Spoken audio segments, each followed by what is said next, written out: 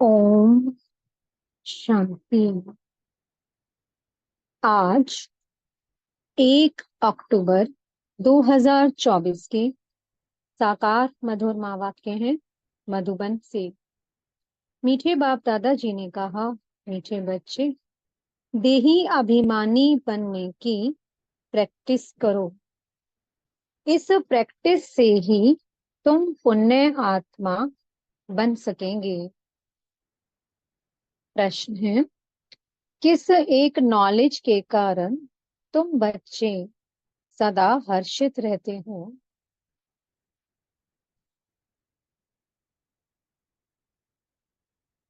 उत्तर है, तुम्हें नॉलेज मिली है कि ये नाटक बड़ा वंडरफुल बना हुआ है। इसमें हर एक एक्टर का अविनाशी पार्ट बंधा हुआ है। सब अपना अपना पार्ट बजा रहे हैं। इस कारण तुम सदा हर्षित रहते हो। प्रश्न है, कौन सा एक हुनर बाप के पास ही है, दूसरों के पास नहीं है?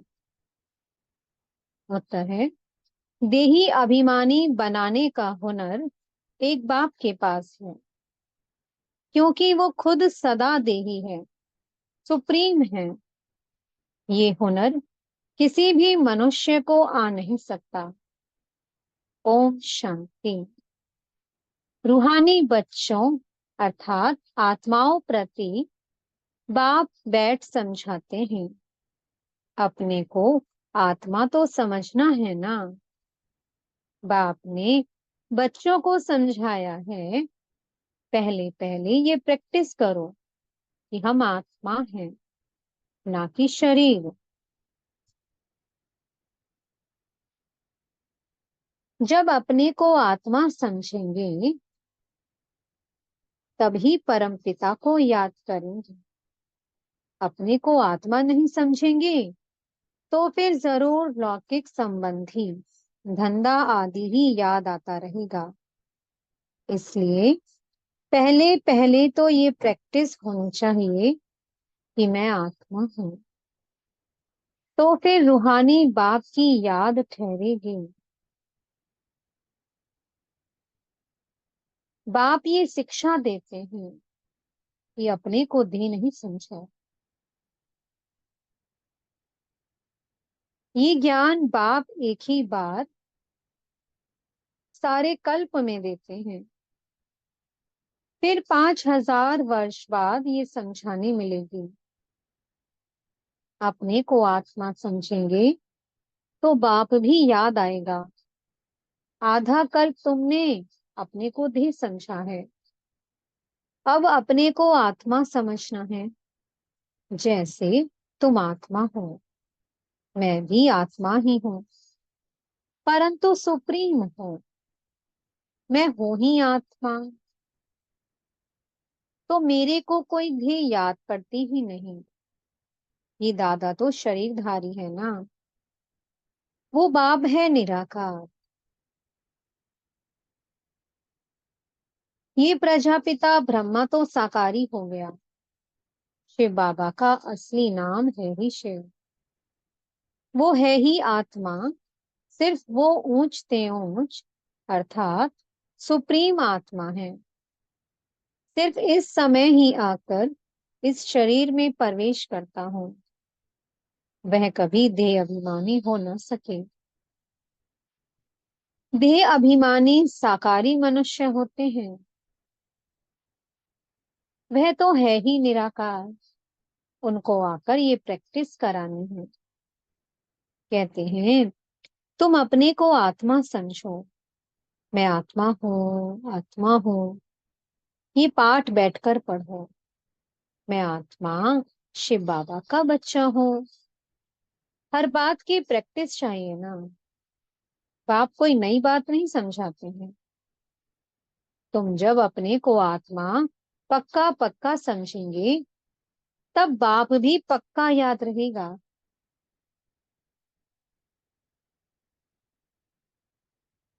देह अभिमान होगा तो बाप को याद कर नहीं सकेंगे।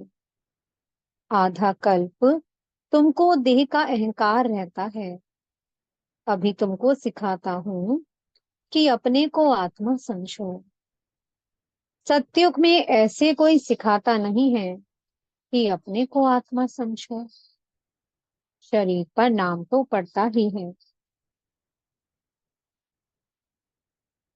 नहीं तो एक दो को बुलाएं कैसे। यहाँ तुमने बाप से जो वर्षा पाया है, वहां प्रालब्ध वहां पाते हो। बाबा ने कहा, यहाँ तुमने बाप से जो वर्षा पाया है, वही प्रालब्ध तुम वहां पाते हो।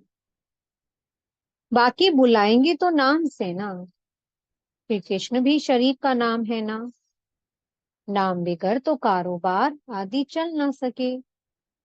ऐसे नहीं कि वहां ये कहेंगे कि अपने को आत्मा समझो। वहां तो आत्म अभिमानी रहते ही हैं। ये प्रैक्टिस तुमको अभी कराई जाती है, क्योंकि पाप बहुत चढ़े हुए हैं। आहिस्ते आहिस्ते, थोड़ा थोड़ा पाप चढ़ते चढ़ते अभी फुल पाप आत्मा बन पड़े हो। आधा कल्प के लिए जो कुछ किया, वह खलास भी तो होगा ना। आहिस्ते आहिस्ते कम होता जाता है। सतयुग में तुम सतो प्रधान हो, त्रेता में सतो बन जाते हो। वर्षा अभी मिलता है। अपने को आत्मा समझ, बाप को याद करने से ही वर्षा मिलता है। ये देही अभिमानी बनने की शिक्षा बाप अभी देते हैं। सतयुग में ये शिक्षा नहीं मिलती। अपने अपने नाम पर ही चलते हैं। यहाँ तुम हरेक को याद के बल से पाप आत्मा से पुण्य आत्मा बनना है। सतयुग में इस शिक्षा की दरकार ही नहीं है। ना तुम ये शिक्षा वहां ले जाते हो। वहां ना ये ज्ञान ना योग ले जाते हो। तुमको पतित से पावन अभी ही बनना है। फिर आहिस्ते आहिस्ते कला कम होती है। जैसे चंद्रमा की कला कम होते होते लीक जाकर रहती है।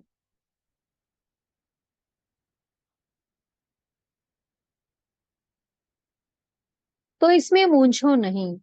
कुछ भी ना समझो तो पूछो। पहले तो ये पक्का निश्चय करो कि हम आत्मा हैं। तुम्हारी आत्मा ही अभी तमो प्रधान बनी है। पहले सतो प्रधान थी। फिर दिन प्रतिदिन कला कम होती जाती है। मैं आत्मा हूँ, ये पक्का ना होने से ही तुम बाप को भूलते हो। पहले पहले मूल बात ही ये है। आत्म अभिमानी बनने से बाप याद आएगा, तो वर्षा भी याद आएगा। वर्षा याद आएगा तो पवित्र भी रहेंगे, दैवीय गुण भी रहेंगे। एम ऑब्जेक्ट तो सामने है ना। ये है गॉडली यूनिवर्सिटी। भगवान पढ़ाते हैं। देही अभिमानी भी वही बना सकते हैं। और कोई भी ये हुनर जानता ही नहीं है। एक बाप ही सिखाते हैं। ये दादा भी पुरुषार्थ करते हैं। बाप को कभी दे लेते ही नहीं, जो उनको देही अभिमानी बनने का पुरुषार्थ करना पड़े। वह सिर्फ इस ही समय आते हैं। इस पुरुषोत्तम संगम युग पर ही आते हैं बाबा, तुमको देही अभिमानी बनाने। ये कहावत है, जिनके माथे मामला वह कैसे नींद करे। बहुत धंधा आदि टू मच होता है, तो फुर्सत नहीं मिलती। और जिनको फुर्सत है, वो आते हैं बाबा के सामने पुरुषार्थ करने। कोई नए भी आते हैं, समझते हैं नॉलेज तो बड़ी अच्छी है, गीता में भी ये अक्षर है, मुझ बाप को याद करो तो तुम्हारे विकर्म विनाश हो जाएं। तो बाप ये समझाते हैं। बाप कोई को दोष नहीं देते हैं। ये तो जानते हैं तुमको पतित से, बाबा कहते हैं ये तो जानते हैं कि तुमको पावन से पतित बनना ही है। और हमको आकर पतित से पावन बनाना ही है। ये बना बनाया ड्रामा है। इसमें कोई की निंदा की बात नहीं है। तुम बच्चे अभिज्ञान को अच्छी रीति जानते हो, और तो कोई भी ईश्वर को जानते ही नहीं है। इसलिए निधन के नास्तिक कहलाए जाते हैं। अभी बाप तुम बच्चों को कितना समझदार बनाते हैं। टीचर रूप में शिक्षा देते हैं कैसे ये सृष्टि का चक्कर चलता है। ये शिक्षा मिलने से तुम भी सुधरते हो। भारत जो शिवालय था, सो अब वैशाल्य है ना। इसमें ग्लानि की तो बात ही नहीं है। ये खेल है जो बाप समझाते हैं। तुम देवता से असुर कैसे बने हो, ऐसे नहीं कहते। क्यों बने? बाप आए ही हैं बच्चों को अपना परिचय देने, और सृष्टि का चक्कर कैसे फिरता है ये नॉलेज देते हैं। मनुष्य ही जानेंगे ना। अभी तुम जानकर फिर देवता बनते हो। ये पढ़ाई है मनुष्य से देवता बनने की, जो बाप ही बैठ पढ़ाते हैं। यहाँ तो सब मनुष्य ही मनुष्य हैं। देवता तो इस सृष्टि पर आ ही नहीं सकते जो टीचर बनकर पढ़ाएं। पढ़ाने वाला बाप देखो कैसे पढ़ाने आते हैं। गायन भी है। परमपिता परमात्मा कोई रथ लेते हैं। ये पूरा नहीं लिखते कि कौन सा रथ लेते हैं। त्रिमूर्ति का राज भी कोई समझते नहीं है। परमपिता अर्थात परमात्मा, वो जो है सो अपना परिचय तो देंगे ना। अहंकार की बात नहीं है। ना समझने के कारण कहते हैं कि इनमें अहंकार है।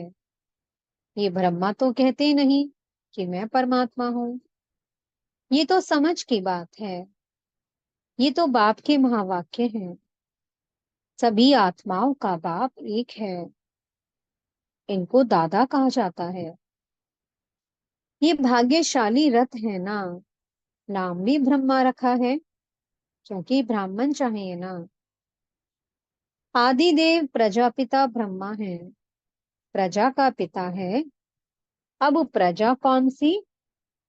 प्रजापिता ब्रह्मा शरीरधारी है।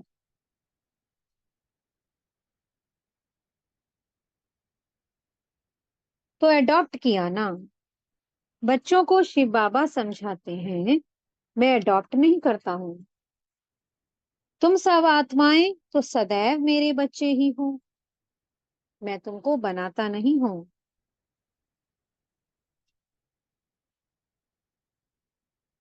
मैं तो तुम आत्माओं का अनादि पिता हूँ।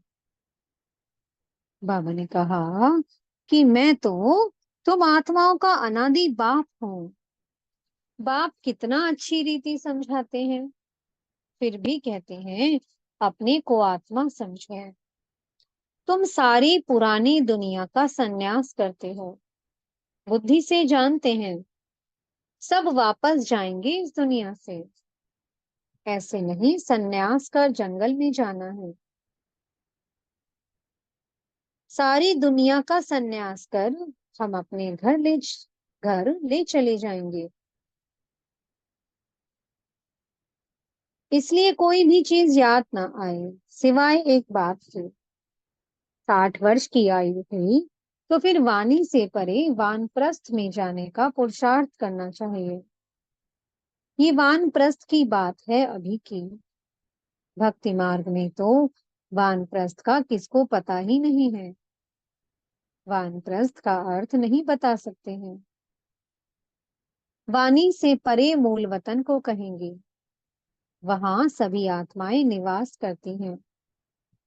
तो सबकी वानप्रस्थ अवस्था है। सबको जाना है घर। शास्त्रों में दिखाते हैं कि आत्मा भ्रुकुटी के बीच चमकता हुआ सितारा है। कई समझते हैं कि आत्मा अंगुष्ठे मिसल है। अंगुष्ठे मिसल को ही याद करते हैं। स्टार को याद कैसे करें? पूजा कैसे करें? तो बाप समझाते हैं, तुम देह अभिमान में जब आते हो तो पुजारी बन जाते हो। भक्ति का समय शुरू होता है, उसको भक्ति कल्ट कहते हैं। ज्ञान कल्ट अलग है। ज्ञान और भक्ति इकट्ठे नहीं हो सकते। दिन और रात इकट्ठे नहीं हो सकते हैं। दिन सुख को कहा जाता है और रात दुख अर्थात भक्ति को कहा जाता है। कहते हैं प्रजापिता ब्रह्मा का दिन और फिर रात। तो प्रजा और ब्रह्मा जरूर दोनों ही इकट्ठे होंगे ना। तुम समझ हो, हम ब्राह्मण ही आधा कल्प सुख भोगते हैं, फिर आधा कल्प दुख। ये बुद्धि से समझने की बात है। ये भी जानते हो, सब बाप को याद नहीं कर सकते हैं, फिर भी बाप खुद समझाते रहते हैं, अपने को आत्मा समझो और मुझे याद करो तो तुम पावन बन जाएंगे। ये पैगाम सबको पहुंचाना है, सर्विस करनी है। जो सर्विस ही नहीं करते तो वह फूल नहीं ठहरे। बागवान बगीचे में आएंगे तो उनको फूल ही सामने चाहिए। जो सर्विसेबल हैं, बहुतों का कल्याण करते हैं, जिनको देह अभिमान है, वे खुद भी समझेंगे हम फूल तो हैं नहीं, बाबा के सामने तो अच्छे अच्छे फूल बैठे हैं। तो बाप की उन पर नजर जाएगी, डांस भी अच्छा चलेगा। डांसिंग गर्ल का मिसाल है ना। स्कूल में भी टीचर तो जानते हैं ना कि कौन नंबर वन, कौन नंबर दो, तीन में है। बाप का भी अटेंशन सर्विस करने वालों तरफ ही जाएगा। दिल पर भी वो चढ़ते हैं, डिस सर्विस करने वाले थोड़े दिल पर चढ़ते हैं। बाप पहली पहली मुख्य बात समझाते हैं कि अपने को आत्मा निश्चय करो, तब बाप की याद ठहरेगी। देह अभिमान होगा तो बाप की याद ठहरेगी नहीं। लौकिक संबंधियों तरफ, धंधे धोरी तरफ बुद्धि चली जाएगी। देही अभिमानी होने से पारलौकिक बाप ही याद आएगा। बाप को तो बहुत प्यार से याद करना चाहिए। अपने को आत्मा समझना, इसमें मेहनत है, एकांत चाहिए। 7 रोज की भट्टी का कोर्स बहुत कड़ा है। कोई की याद ना आए, किसको पत्र भी नहीं लिख सकते। ये भट्टी तुम्हारी शुरू की थी, यहाँ तो सबको रख नहीं सकते। इसलिए कहा जाता है घर में रहकर प्रैक्टिस करो। भक्त लोग भी भक्ति के लिए अलग कोठी बना देते हैं, अंदर कोठरी में बैठ माला सिमरते हैं। तो इस याद की यात्रा में भी एकांत चाहिए।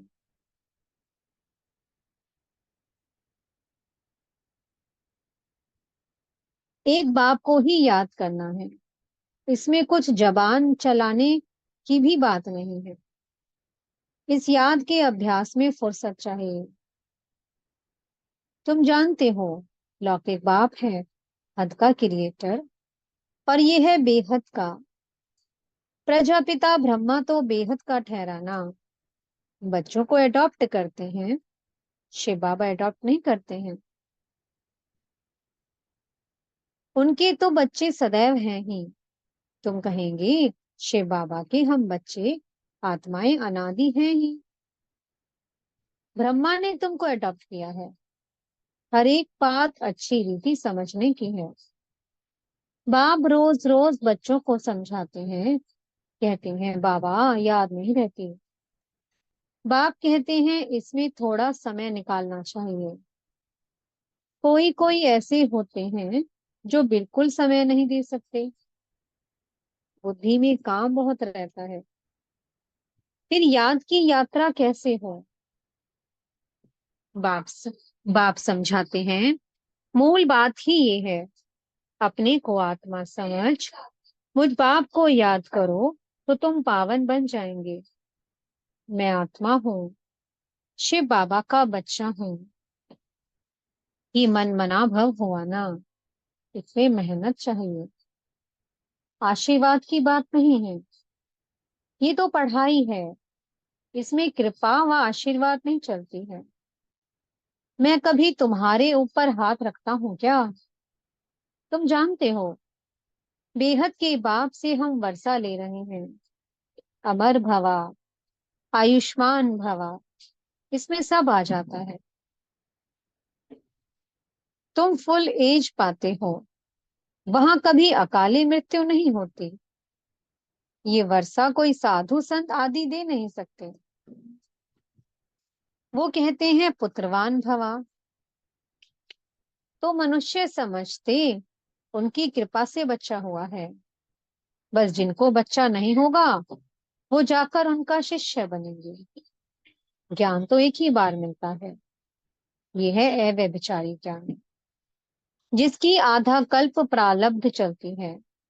फिर है अज्ञान। भक्ति को अज्ञान कहा जाता है। हर एक बात कितना अच्छी रीति समझाई जाती है। अच्छा, मीठी मीठी सी कीमतें बच्चों प्रति माता पिता बाप दादा का याद प्यार और गुड मॉर्निंग। रूहानी बाप की रूहानी बच्चों को नमस्ते। हम रूहानी बच्चों की मीठे रूहानी बाप दादा जी को बहुत बहुत याद प्यार गुड मॉर्निंग और नमस्ते। धारणा के लिए मुख्य सार है। पहला पॉइंट, अभी वानप्रस्थ अवस्था है, इसलिए बुद्धि से सब कुछ संन्यास कर एक बाप की याद में रहना है। एकांत में बैठ अभ्यास करना है। हम आत्मा है, आत्मा है। दूसरा है, सर्विसेबल फूल बनना है। दे अभिमान वश ऐसा कोई कर्म नहीं करना है जो डिससर्विस हो जाए। बहुतों के कल्याण के निमित्त बनना है। थोड़ा समय याद के लिए अवश्य निकालना है। मीठे सदगुरु जी ने वरदान दिया है। परमात्म ज्ञान की नवीनता, पवित्रता को धारण करने वाले सर्व लगावों से मुक्त भवा। इस परमात्म ज्ञान की नवीनता ही पवित्रता है।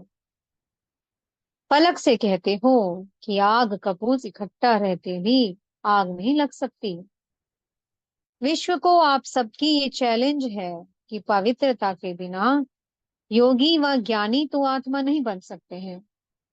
तो पवित्रता अर्थात संपूर्ण लगाव मुक्त, किसी भी व्यक्ति व साधनों से भी लगाव ना हो। ऐसी पवित्रता द्वारा ही प्रकृति को पावन बनाने की सेवा कर सकेंगे। स्लोगन है, पवित्रता आपके जीवन का मुख्य फाउंडेशन है। धरत पर ये धर्म ना छोड़िए। ओम शांति। बहुत बहुत शुक्रिया प्यारे प्यारे हमारे मीठे मीठे बाप दादा जी का। ओम शांति।